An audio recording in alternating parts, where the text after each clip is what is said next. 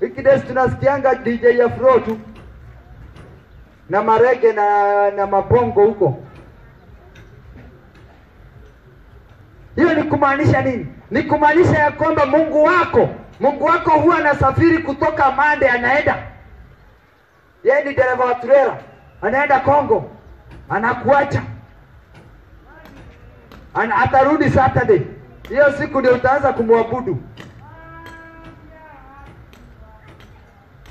Hiyo ndio inamaanisha hivyo.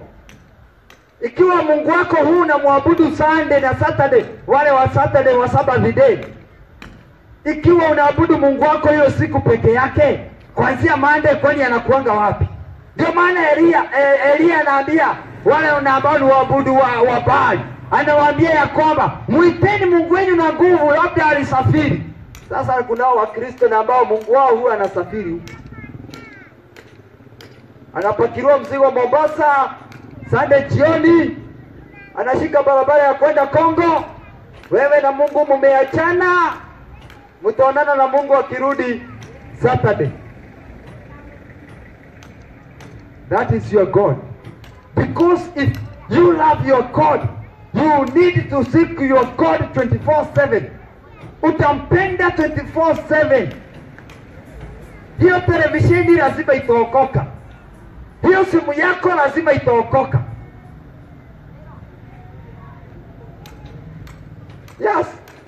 Whatever you have, whatever you own, hiyo itaokoka.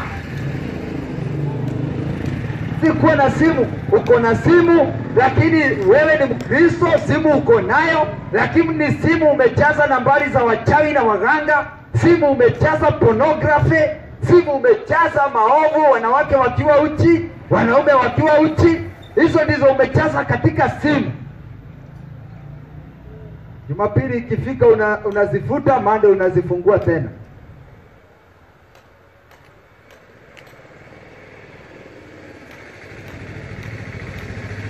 Ninakwambia kama ni kuokoka ni kuokoka. Kama ni kumpenda Mungu ni kumpenda Mungu. If it's to love God, love God. Elia akawaambia